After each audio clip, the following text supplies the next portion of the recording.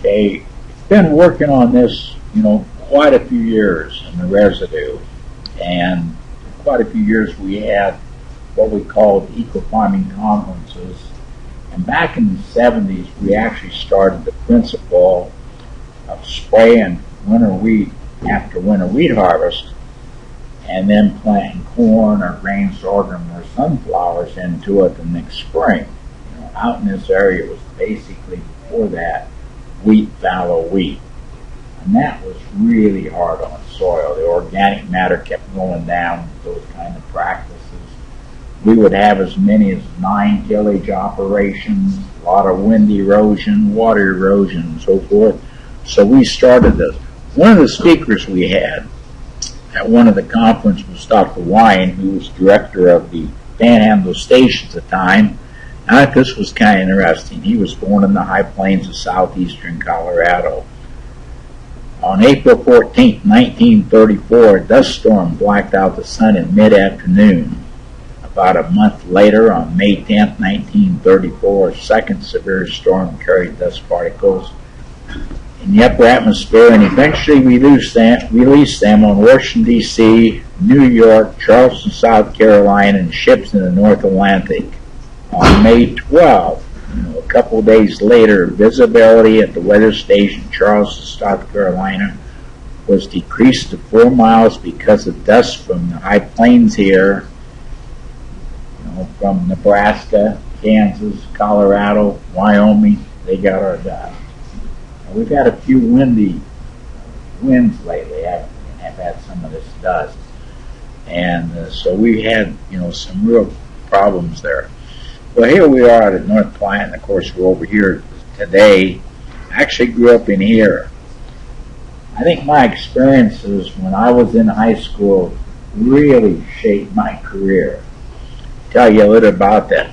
I was born in David City here, and I was in high school from 52 to 56. Some real dry years. Now, our farm, we were extremely dry here, too. We only had about 14, 15 inches of rain there. About half of our normal rainfall those years. How did we farm back then? Well, we didn't have the good herbicides then, did we? We didn't have equipment that would plant in crop residues and so forth. We used tillage to control the weeds and prepare a seed bed, which was very important. And we disked and we plowed and we harrowed and so forth and cultivated. And this is what it looked like after planting. We used listers. Why do we use a lister? Well, with all our pre-plant tillage operations, we dried out the soil. So we had to go down and find some moisture down here in the bottom of these. So really, it's really a negative thing. If we got some rain, we had a lot of water erosion, or it would fill up the terraces and so forth. And I always remember on this particular one, they had 6-inch rain, and this guy had terraces, bare ground. He had grain sorghum planted on there. We'd soaked it under. He had to replant. Right over the fence was this guy. And this was our early days of eco-fallow. The guy couldn't believe it. The big rain all soaked in. He just could not believe it. And the other guy had a disaster out of that rainstorm, and he really benefited. And of course, wind erosion. We just had some high winds here. This is what our corn crop looked like a lot of those years in David City. And we cut silage one year. Found out that was a big mistake, and I'll talk more about that later. But a lot of those years, there wasn't any ears on that corn at all. We fed cattle, not quite this big, but we did feed quite a few cattle at David City. And one thing that was always kind of amazing for you people involved in the cattle business is, we was at David City in Omaha at that time, it was the largest stock market in the world. We hauled a lot of cattle into Omaha. What was also amusing about that thing was KFAB, which all the people in David City, that whole area, listened to, had market reports. And they always reported, like, if you hauled cattle in, they would say, my dad's name was Klein, Nick Klein had quite a few loads of cattle in today. They brought such and such. They weighed such and such. It was amazing. I remember people commenting and says, "Boy, you guys are really rolling in money." They would take how many cattle we had and what they weighed and the price we got for them. They didn't realize sometimes we lost money on those cattle, right? Yeah, we had more in them than they were worth. And that's part of cattle feeding. So that was kind of interesting. What we did, though, we hauled on those dry years, we hauled a lot of corn out of Minnesota. And I never remember all my years growing up did we ever sell a bushel of corn off of our place. It all went through cattle. And as a teenager, I was driving a truck hauling corn out of Minnesota, something you couldn't do today with CDLs and everything, right? Made a lot of trips there. And we didn't make a whole lot of money on those cattle being corn hauled out of Minnesota, in case you think that's a profitable thing. I think we paid our bills, but all we got was a lot of exercise those years. The rainfall, as you know, out here is really variable. This is at North Platte, and this is our average amount at North Platte. And this is our last couple of years. We really have had dry years. This is 2002 at North Platte. Out south of town, the corn came up and just died in that dry year. So we really got to compensate for moisture loss. This was interesting, though. In 2005, over northwest of Grant, and it didn't make any difference if you had regular planted corn or skip row corn or whatever it was, you didn't have any corn. And here's sunflowers. They couldn't take it either. What was interesting, right in that same area, actually between those two, was this guy. He had a green cornfield. How in the world can he have a green cornfield when not even sunflowers can make it? So I stopped, went out in the field. That's the key, isn't it? The farmer happened to stop by. I says, "Can you tell me the history on this field?" And he says, "Well, Bob, a couple of years ago I had a good wheat crop. Last year I planted your equal fallow corn. Had a pretty decent corn crop. Heard about your skip row system.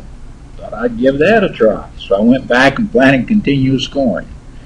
None of those other people were growing anything that year. He had a pretty decent corn crop.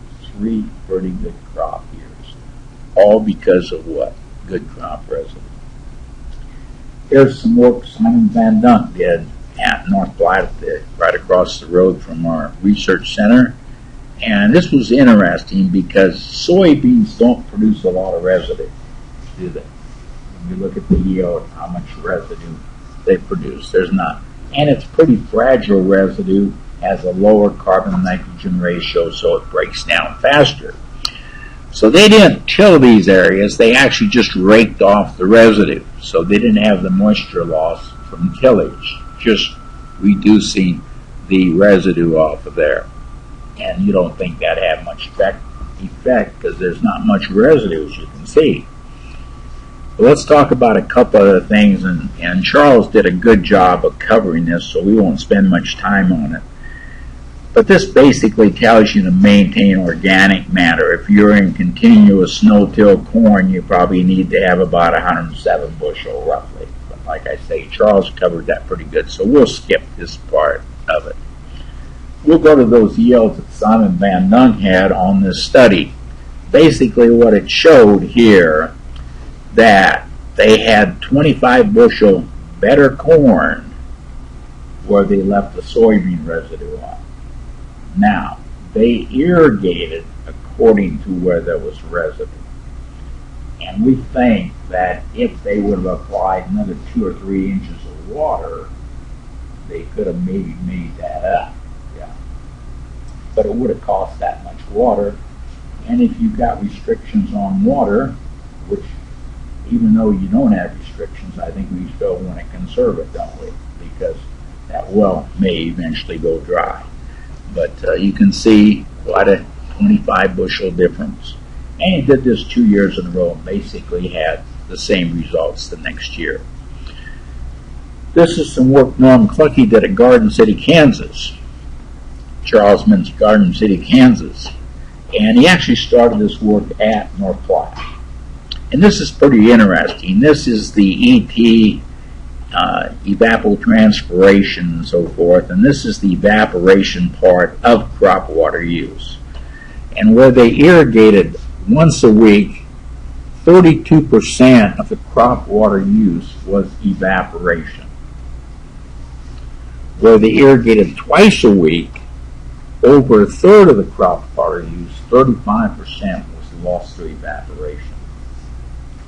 Now, what can we do with good crop residues? Let's say we got real good wheat residue out there, and we can irrigate once a week because we do a good job with no-till and got a real good infiltration rate, and we can put on a couple of inches of water when our pivot goes around. We got it all the way down to 15%. If you go there, it takes 35% and reduce it to 15%, that's a 20% gain. Now, how much water fully irrigated corn use in this area? How many inches of water would you say? Probably about 24, 27, something like that. Let's use 25 for easy figuring. What's 20% of 25? 5 inches? Yeah, that's 5 inches of water. Significant between these. Yeah. This is bare ground where we took everything off. Makes a big difference on crop water use. Okay, we talk about the equifallow system and corn residue. Before we got a replacement for me, I'm part-time now with the university, I would go out and locate a lot of corn and sorghum plots that we plant in the winter wheat stubble. And I went out in the McCook area and so forth, Red Willow County, and got some good cooperators down there. Got the probing around. I found some real good stubble. Stubble height was 18 inches. And it was a pretty dry fall and pretty dry winter. And I went out there before corn planting time, locating my plots. And I could get my moisture probe down 39 inches. I crossed over the fence to another guy. His stubble was cut about half the height. Now, granted, to me, it didn't look as good a quality of stubble. I don't think the wheat yield was as good. The moisture probe only went down 13 inches. Went down 3 times as far here with a taller stubble. It makes a difference, doesn't it? Catching the snow and so forth. And so, of course, we put the plot here. And we had some pretty decent corn yields that year for western Nebraska, dryland corn, 122 bushel. Sorghum was good. Okay, one thing I always like to do in Nebraska, though, I find it's real smart to put something in about football, right? You want to talk football in Nebraska. No, that's not the reason I put this in here. But that's what the stadium looked like in 1951 on Band Day. The reason I put this in here, in the early days when we started doing this, the farmer was flying over with his brother-in-law. They were flying all over their fields. And they flew over this one, and they got to looking at it, and they flew several times around it. Shoot, half the field was greener than the other half. That made absolutely no sense because they planted the same hybrid all the way across it. It was fertilized the same all the way across it. Everything was the same across that field, and it didn't make any sense. So they had, when they landed, they went over to the field and got looking around, and it was quite interesting. Then it told the story. On half the field, they took the straw spreader off and baled the windrow straw. He called me, the farmer, because I was county agent at the time. He says, "Are you interested in that?" And I said, "You bet." This was the early days when he was doing this. And I called Gail and I said, "I want to go out and take yield checks. You want to help me?" And Gail couldn't jump in his car fast enough and get down there to help me because he was really interested too. And we found 97 bushel, which was outstanding. And this is in the 70s. And before people started doing this plant no-till, where they were using conventional tillage and so forth, if they got 30 or 40 bushel corn, they thought they were doing great. If he wouldn't have had this comparison, he would have thought he was doing great too. And then we went over where they left the straw spreader on and spread it. We found out it made 20 bushel more corn. It cost him 20 bushel taking that wheat stubble off. He couldn't believe it hardly. He got to thinking, he says, Bob, he says, you know, if I need straw, I should keep mine and buy it from the neighbor down the road who doesn't know how valuable that straw is, right? That's what you want to do, yeah. And, you know, that works till your neighbor finds out what you're doing. And then you have to go a little bit farther down the road and find another neighbor that can get his straw, yeah. Okay. This is some work we did in the McCook area one year, and I think this really illustrates some stuff. This is what our wheat plot looked like, and it was planted into wheat that was fallowed with herbicides instead of tillage, and so we still had some nice corn stalks left there. And this, we planted this late September, about the date that I want to plant wheat, and this is what the field looked like on October 27th. Across the road was this, oh, I want to show you one thing. One thing, too, is a big advantage I want to stress. You know, even on our dryland, we can have quite a problem with volunteer corn. Big advantage of grazing, especially lightly grazing, that I recommend. Just picking up some of this volunteer corn and leaves and shucks that will blow out of the field. And this was up at our water resources lab, right north and west of here, in 2012, that dry year. Doesn't look too bad, does it? Now, the key is what? The year before, we had 70 bushel plus wheat harvested with a stripper header, and we planted skip row corn. And that's not too bad a corn crop, you know, for a dry year. In fact, a lot of the pilots flying around told us we had the greenest cornfield in the area, and it did okay. Okay, then in 2013, we picked up some pretty good snows and so forth, and some rain over there. And so I made the decision to go ahead and plant the rows we didn't plant the year before in our skip row. And we had some hail out there. We also had some herbicide drift. But even with the hailstorm and so forth, we averaged 86 bushel corn. So in 3 years out there, we had 70 bushel plus wheat. In this area, we had 70 bushel plus corn in 2012. With hail and so forth and herbicide drift, we had 86 bushel. And one of those that are really a dry year. Now, what I really like best about this whole program, though, is what the field looks like afterwards. All that residue out there. Really protecting the soil.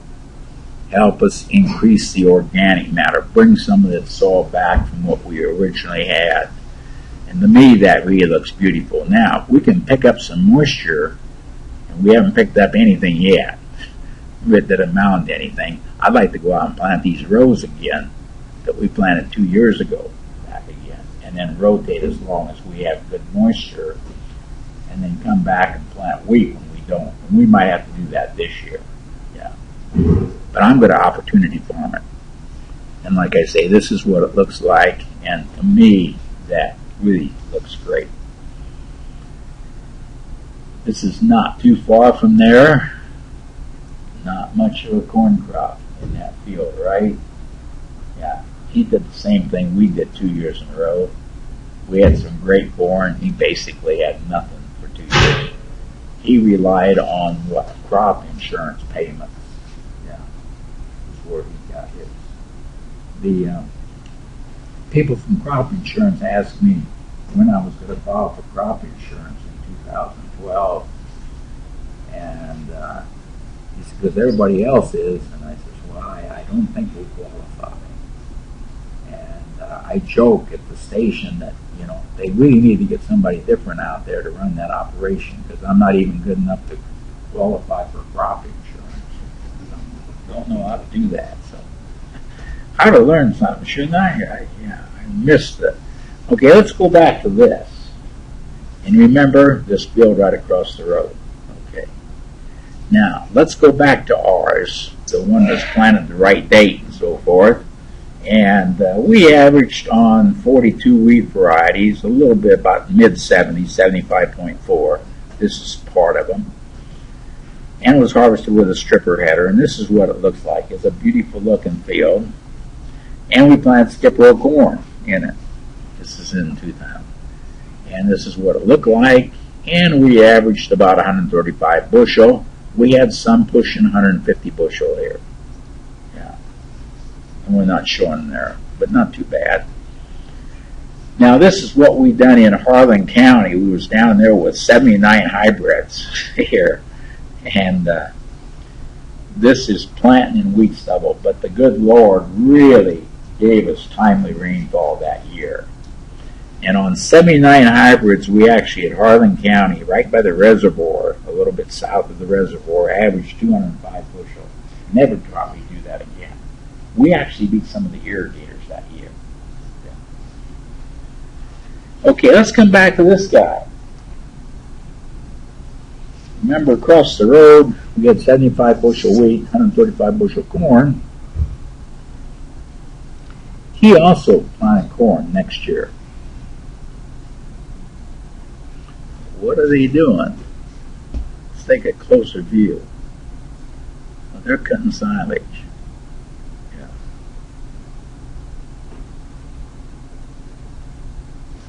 This is what the field looks like afterwards.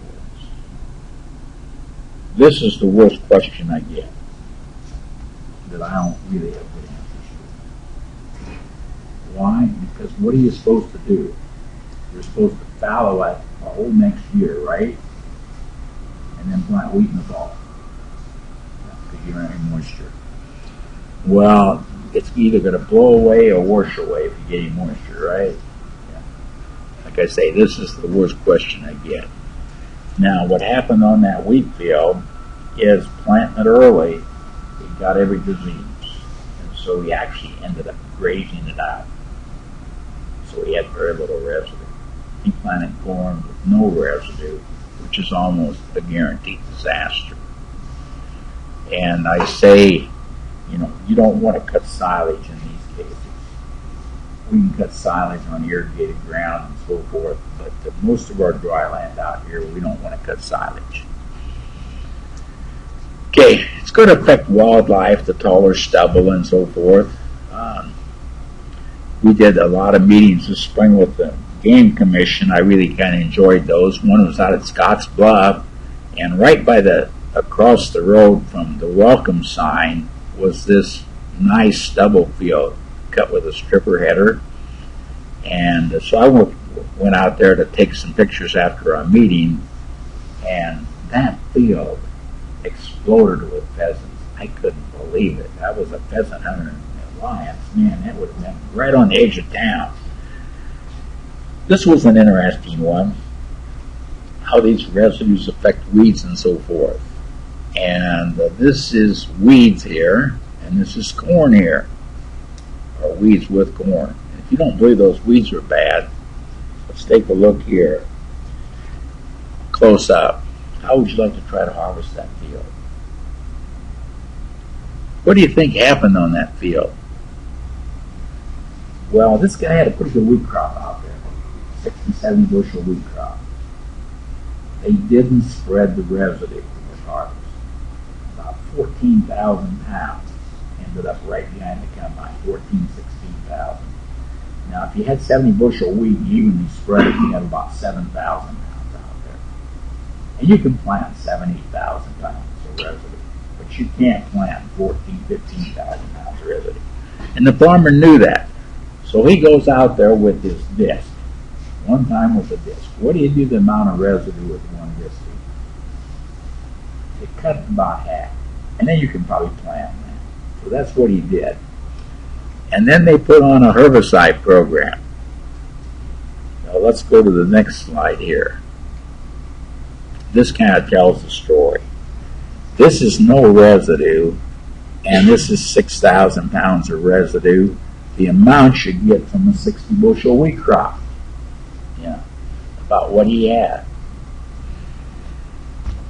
This is with no herbicide and no residue. You have 125,000 weeds per acre. With 6,000 pounds of residue, you only have about 1/5 as many weeds, about 25,000. The more telling part, though, of this story is when you put on herbicide. This is with dual here, and you can see if you got about even a half rate of dual, and you have some residue here, it really helps on weed control. Yeah. And that's what happened on here, is that his, where he had good residue here, still had 6,000 or 7,000 pounds of residue, he had a good enough program to control the weeds. His program wasn't good enough here where there wasn't any residue.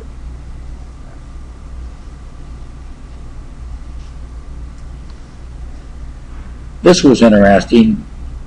The farmer wanted to blame this on the applicator, plug nozzle, because he had a commercially sprayed. And I work a lot with commercial applicators. In fact, I was just working with them the last 3 days in Hastings. We had about 150 of them. We always like to blame the commercial applicator. You know what this was? Every 6 rows, this was in the field. This is quite a few years ago. The guy had a 6-row planter.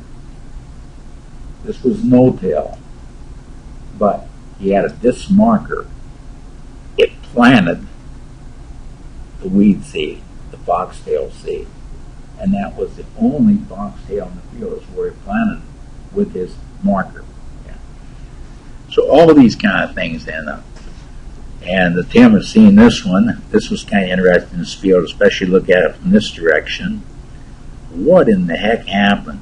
And here the farmer says, must be that lousy job they did in applying my fertilizer. That's what it's got to be. You know what it is? He always started combining that field in the same area, and so year after year there was more organic matter here, and they didn't spread the residue behind the combine. And so this is where behind the combine, year after year after year, and how much difference that made on the organic matter and the fertility of that soil. You can see how valuable that is. Okay, this is infiltration rates on long-term no-till. This is some work east of Lincoln. And on conventional, this is controlled traffic.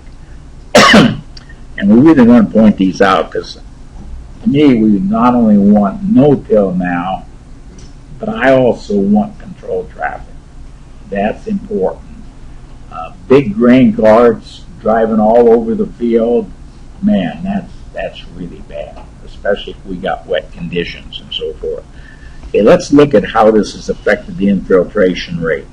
Conventional, in the wheel traffic grows, only takes in 0.2 of an inch per hour. If you get a 3-inch thunderstorm moving through in an hour, you get less than a 1/4 inch. On the soft rows, you're going to get less than a 1/2 inch here. Now, in long-term no-till, in the traffic rows, it's still not very good, just 0.6 of an inch. But look at the soft areas. No traffic out here with no-till soaks in over 4 inches per hour. In other words, that 3-inch rain, you get it all in. Really beneficial. This was down at south of Indianola this year. A farmer we work with quite a bit, Paul Shafford, and he's standing out here, and then he's standing, well, here he is again, and then he's also standing here. Well, what the heck happened in that field? The guy had a 40-foot draper head, Imagine 40 foot. It just spread residue on the center 20 feet. These are the ears from the center 20 feet. The outer 10 feet on either side, the ears look like this. All because of crop residue. That doesn't make a believer out of you. Nothing does, right? Okay. Now we've had a little wind out here this fall, haven't we? This is Highway 30 and D Road. Yeah. And pretty hard to see the sign there. It's just about all covered up with Western Thistle and Kochia. Yeah. And I went over there in that area, and I can't even see out of my windshield. That's what it looked like. Yeah. And we're catching a little bit of the neighbor's soil there. Yeah. This is some of our skip row corn. There's actually a farmer out there trying to save his soil with some tillage. Nasty conditions, yeah. We really need to protect that soil, don't we? Yeah. And Charles Workman showed some ones like this, and we got to really be careful of doing that. And he talked about this and the value of that, so I can skip those things, which is good. Let's go kind of summarize the thing, and I think this kind of ties it all together. Grazing residues of beef cattle. There's roughly, as Charles mentioned, about 50 pounds per bushel and so forth. 16 pounds of that is going to be in leaf and husk. And that's what basically we're going to graze, isn't it? I think we can graze even dryland, go out there and pick up the drop corn, which could be volunteer, and then eat some of those husks and leaves and so forth that are going to blow out of the field anyway, so we might as well take advantage of that. Well, with 150 bushel corn, we'd have like 16 pounds times that, times 150, which would be 2,400. If we use 50% of that, that'd be 1,200 pounds. That only amounts to about 16% of the crop residue and so forth. And a lot of that's going to blow out of the field anyway. So I think we can take advantage of some of that. And even on my dry land, if I got cattle, I'm going to probably use it to pick up drop ears, reduce my volunteer problem, and then also eat some of that stuff that will probably blow out of the field anyway. And there's a condition you don't want, but Grant, it can be difficult to plant in some of that. I'm sure that some of those differences that Charles shown is because the guys weren't as able to get good stands in that heavier crop residue. It's a real challenge. We've learned a lot in doing that. But one of the things we find that people, when they get these great big planters, like one here, is they don't like plugging. And it can be real difficult and so forth. That's why so many of them are going to strip tail and so forth. But if you can do a good job of planting in here, but you got to do really what? The big thing here is when you harvest. Really have that corn head set right. That's important, The old John Deere corn heads were terrible. The new ones are pretty good. They have knife-to-knife rollers. The other ones acted like scissors, and I always remember doing some meetings, and I was doing one at Grand Island for a John Deere dealer, and we were talking about no-till, and he had to combine with the corn head right there, and I says, now, if we take this corn head and we put tapered stock rollers in it, and we put beveled stripper plates in it, and we put new gears in it to slow down the gathering chains, we'll have a pretty good corn head. And there's that dealer standing right there. And I'm just carrying out his brand new, expensive corn head and telling what we all need to do about it. But it did make it a pretty good corn head then, when we did all those things. So you kind of want to, and now they've got a much better corn head. We had the same problem with Case IH. They had a pretty good corn head. They bought New Holland. Well, one of their engineers or people in the finance department department figured out it was cheaper to make the New Holland corn head than it was the Case IH corn head. We liked the Case IH corn head because they had knife-to-knife rollers and so forth. The New Holland, finally they changed back. So for several years they had their own head out. So you can have some of those kinds of problems and make it difficult. And there's some advantages to even grazing. Reduce that volunteer corn problem. Can reduce problems in planting since leaf and hucks may be trapped by the stalk. And you can reduce residue if you heavily. And any question that anybody has